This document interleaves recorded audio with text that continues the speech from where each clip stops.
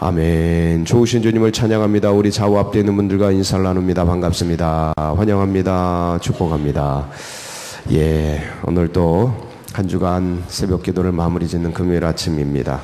오늘도 하나님께서 우리에게 하루를 넉넉하게 살 수 있는 만나와 꼴을 부어주실 줄 믿습니다. 우리 그런 기대를 가지고 하나님 말씀 나누도록 하겠습니다. 오늘 역대하 18장 첫 시간을 갖도록 하겠습니다. 오늘 22절까지 나누고 월요일 날 나머지 부분을 나누도록 하겠습니다. 이 역대하 18장은 요즘 시대에서 이제 꼭 봐야 되는 그런 말씀입니다. 혼돈되고 혼란된 이 세상 속에서 뭐가 맞는지 뭐가 틀리는지 자체를 구별하기 힘든 안개 속과 같다 그러죠. 어둠 속에 있는 듯한 그러할 때에 우리가 과연 어떻게 이 거짓이 난무하고 혼돈된 세상 속에서 진리를 붙들고 살아갈 수 있을까? 흔들리는 세상 속에서 어떻게 흔들리지 않는 삶을 살아갈 수 있을까? 이제 그러한 부분을 논하는 장이라고 할 수 있겠습니다. 28장이. 그래서 수많은 다수의 사람들이 이미 사상 속에, 새 속의 사상 속에 물들어 있는 그 세계 속에서 미가야 같은 이 선지자적 삶, 그렇게 하나님의 사람들이 다수의 세속화된 인간들 속에서 어떻게 진리를 붙들고 살아갈 수 있을까? 쉽지 않은 대목입니다.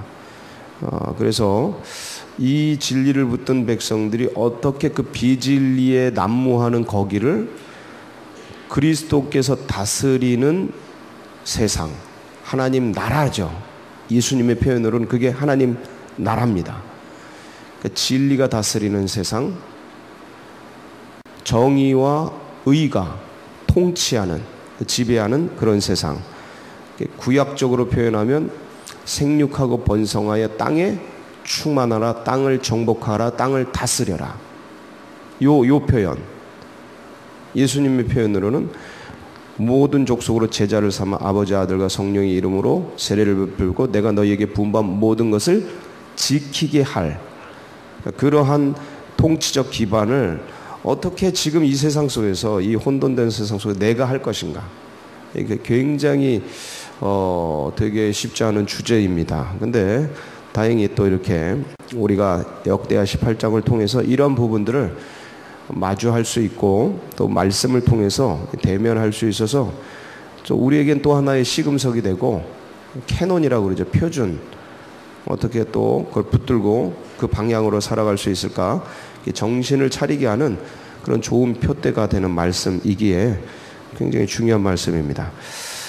자, 여호사밧이 굉장히 아사의 아들로서 아버지에게 보고 들은 것이 있어서 뛰어난 왕이 되었습니다. 그래서 참 부귀와 영화가 극에 달하고, 그리고 그 부귀 영화를 가지고 온 것을 먹고 마시고 쓴 게 아니고 이게 우리가 취할 그러한 방향입니다. 부귀 영화가 몰려왔어요. 주님을 찾으니까 부귀 영화를 이제 부어 주셨어요.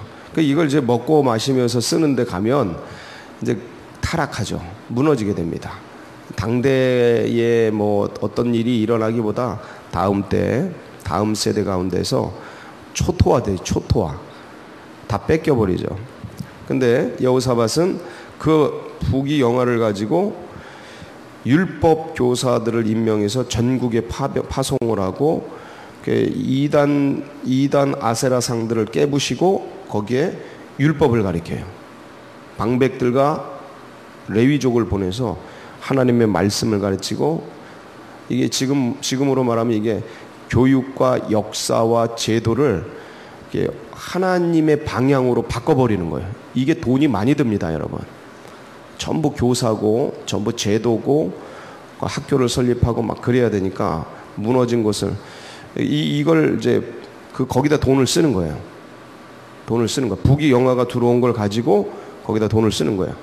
그리고 수도방위군 100만 명, 116만 명이더라고요. 100만 명 이상을 키워내는 거죠. 제자 양육하는 거죠.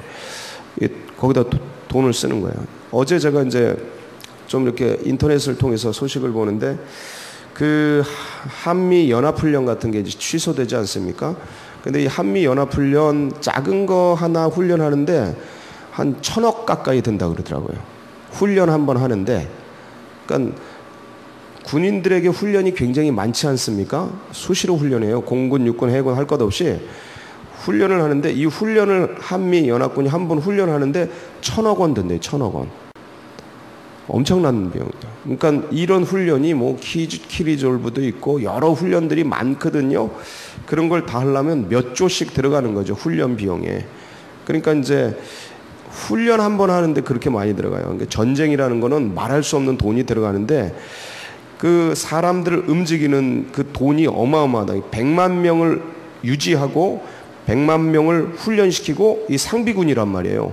수도를 방위하는. 대단한 거예요. 이게 상비군하고 그냥 농병, 농사와 병사를 함께 하는 거하고는 완전히 달라요. 돈 들어가는 비용이. 상비군 100만 명 유지하는 게 비용이. 그러니까 이런 데다 돈을 쓰는 거예요. 그러니까 나라가 또 부강해져. 이게 이제 투자의 원리입니다. 또 부강해지니까 적국들이 쫄아가지고, 이 전문 용어가 그냥 팍팍 나와, 그냥. 예? 위축돼가지고 너무 강성해지니까 두려우니까 블레셋. 야, 이 해양민족 진짜 센 나라입니다. 블레셋, 아라비아. 얘네들이 예물을 갖다 바쳐. 어마어마한 예물을 갖다 바치지 않습니까? 양 7,700마리 갖다 바치는데, 그러니까 또 더 부강해져. 그걸 가지고 또 하나님 나라에 투자하고 하나님 나라의 백성들을 잘 보세요. 사람들을 기른다니까. 사람. 건물이 중요한 게 아니에요. 사람. 방백들 키우죠. 레위족 키우죠. 그 사람들 가서 바꾸죠. 사람이라니까, 사람. 그러니까 왜 예수께서 사람에 투자하셨냐? 당신의 3년 반 일생을, 공생애를 왜 사람에게 투자했나를 알아야 돼. 12제자 키우는데 다 들이잖아. 예수님이 자기 생애를. 그리고 사람들의 가치를, 거기다 영혼 속에 하나님 나라를 심으려고 사람들을, 그러니까 신유 은사, 내가 가지고 있는 자산, 잘하는 거, 달란트, 그게 꽃을 만드는 거든 비누를 만드는 거든, 이 모든 달란트와 자산을 가지고 요걸 도구로 해서 누굴 바꿔요? 사람. 거기다 하나님 나라를 심는 거죠. 그러니까 예수님은 신유의 은사를 가지고 사람 끌어모으고 거기다 하나님 나라 전파하는 거예요. 하나님 나라. 그러니까 이 신유를 은사를, 그러니까 좋은 매개를 해서 일반 사람들에게, 유대인들에게 전해주니까 사람들이 모이고 마음이 열리고 거기다 하나님 나라, 복음이죠. 복음. 그거를 전하는 거죠. 그들의 세계 속에, 이 가치 사상 속에, 율법주의와 유대주의에 쩔어 있는 그들에게, 한마디로 지금 말하면 세상 속에, 세속주의 속에 빠져 있는 사람들에게 이 하나님 나라, 복음을 딱 집어넣는 거예요. 요거거든요. 요 싸움인데, 지금 문제는, 이 미가야의 문제는 이런 문제가 아니고, 그러니까 어떻게 거짓 선지자, 이런 자체 내에, 기독교 내에, 믿음의 백성들 내에, 그러니까 믿음의 백성이라고요. 하여간 이 종교, 같은 종교 내에 있는데 사상화된 종교가 있어요. 사상화된 종교. 그건 뭐냐면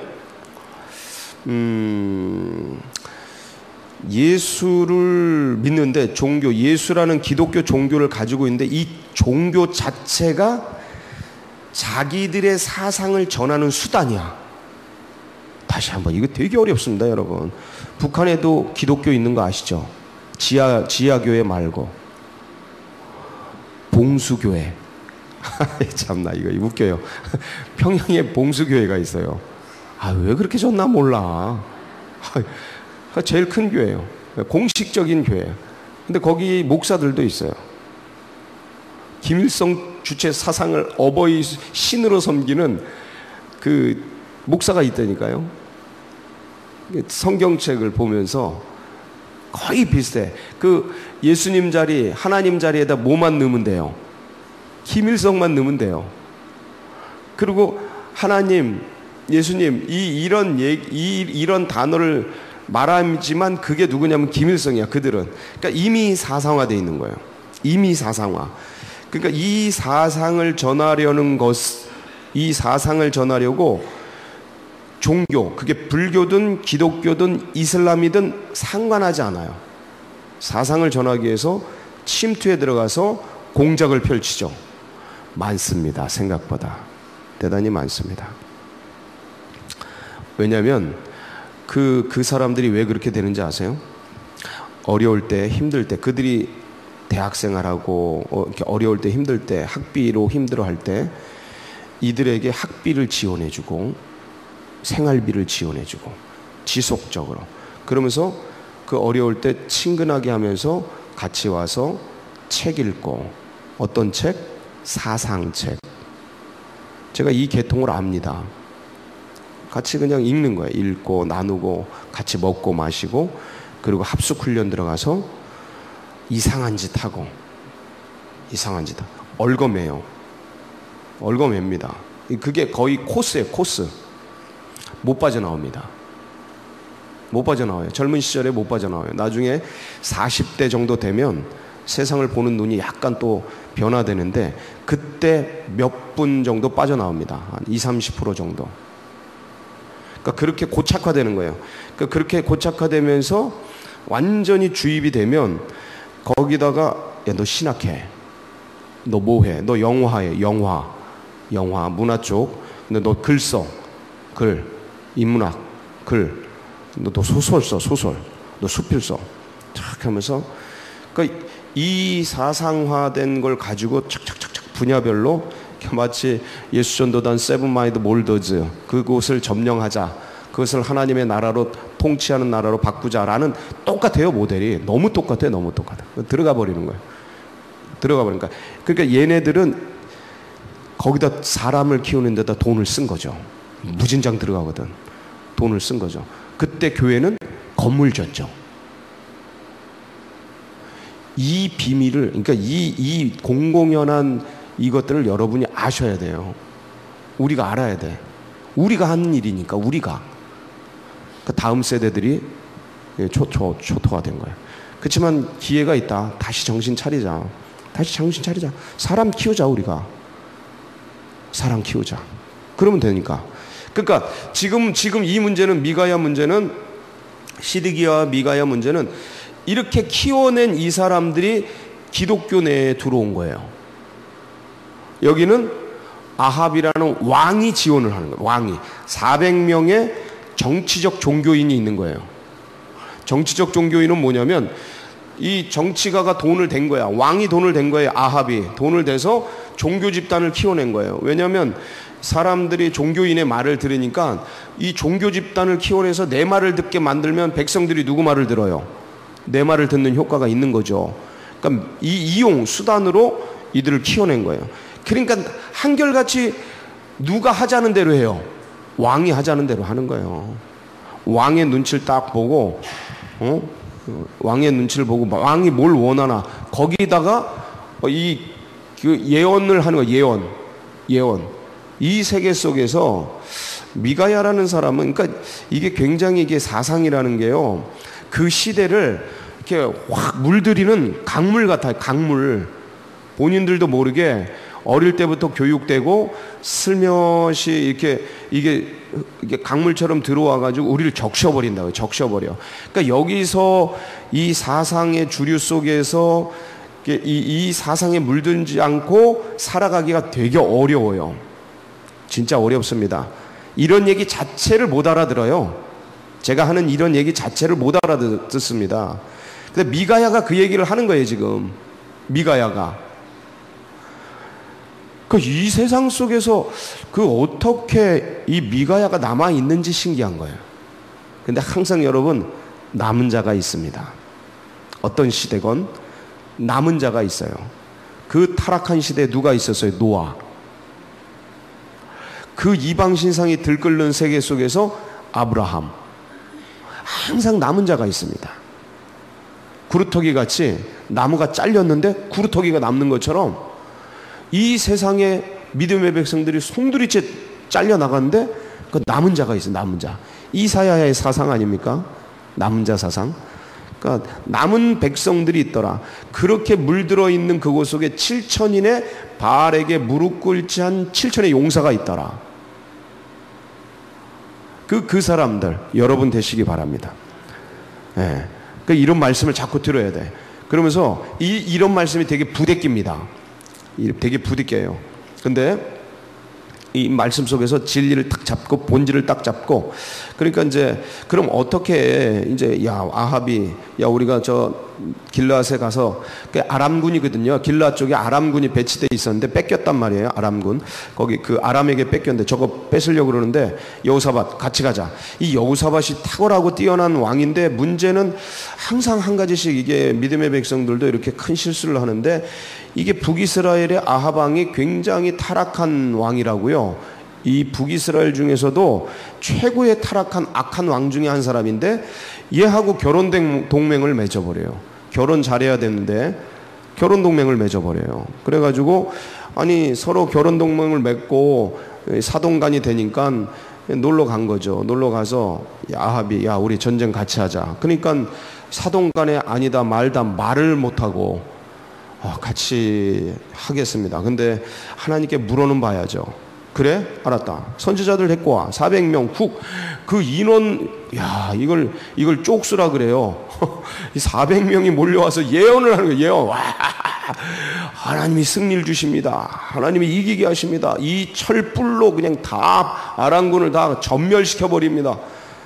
막 예언을 하는데 하나같이 승리를 예언하니까 이기겠구나 하는데 또 이 여호사밧이 이게 뭔가 천편일률적이니까 보면 알잖아요. 이거 짜고 치는 짜고 치는 거구나. 이걸 알고 또 다른 사람 없습니까? 하니까 그 미가야 선지자가 한 사람 있는데 걔는 나한테 싫어하는 소리만 해. 내가 싫어하는 사람 미워하는 짓만 해. 그러니까 무슨 말씀입니까?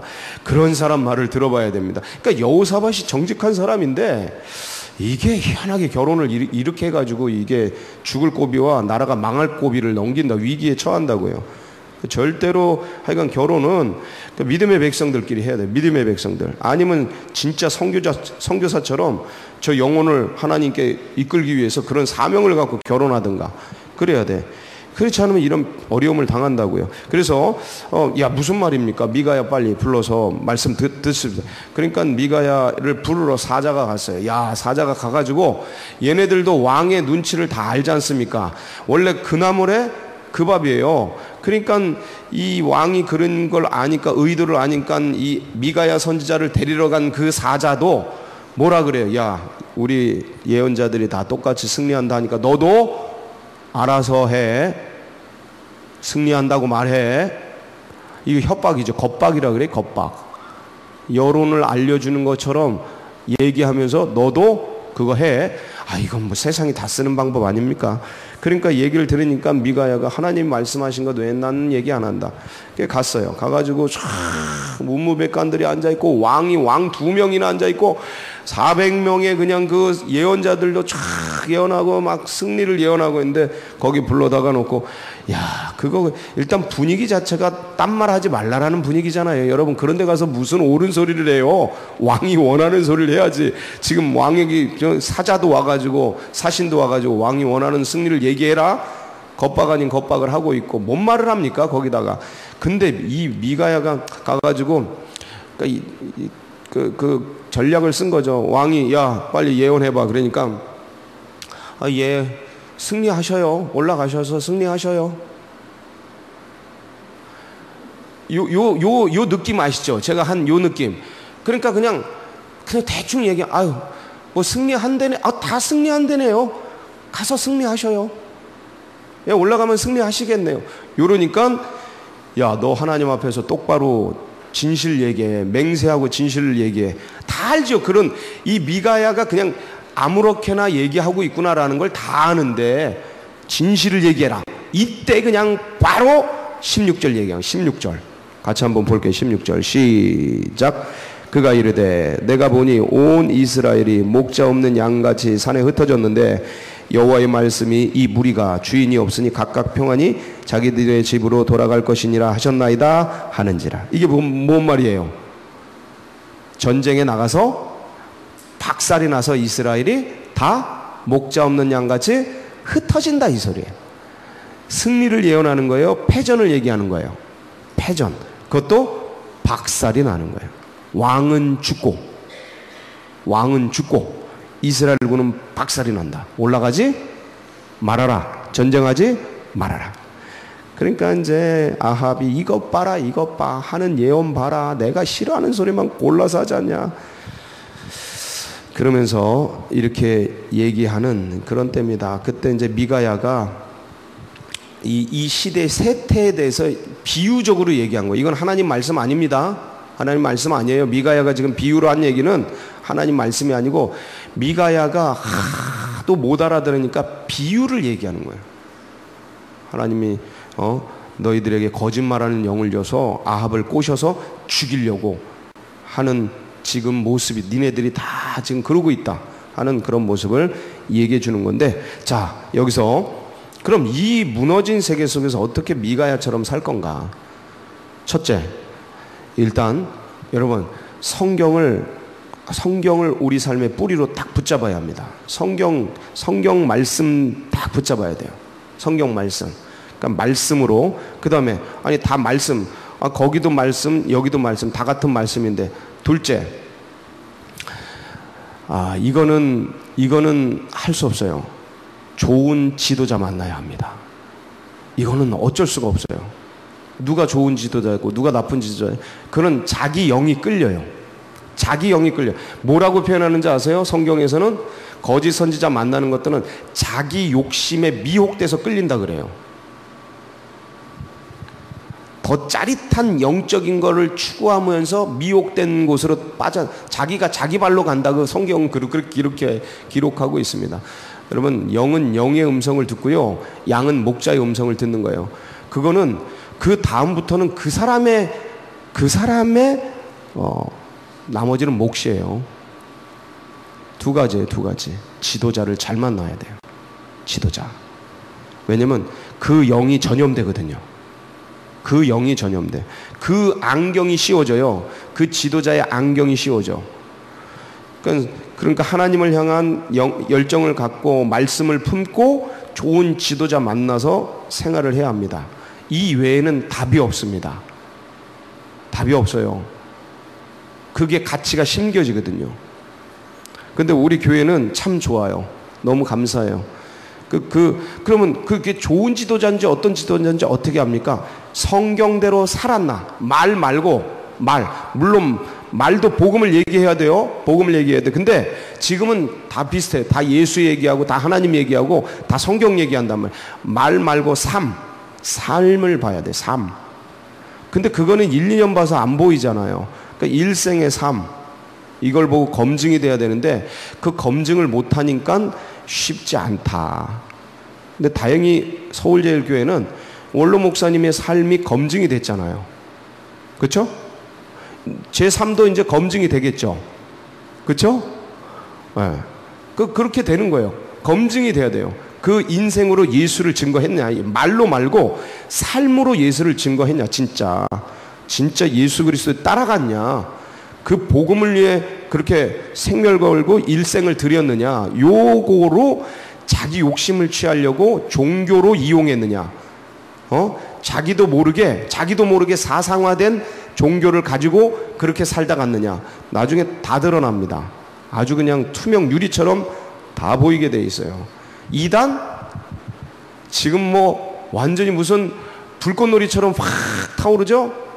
다 드러나게 돼 있어요. 다 드러납니다. 진리는 승리하게 돼 있어요.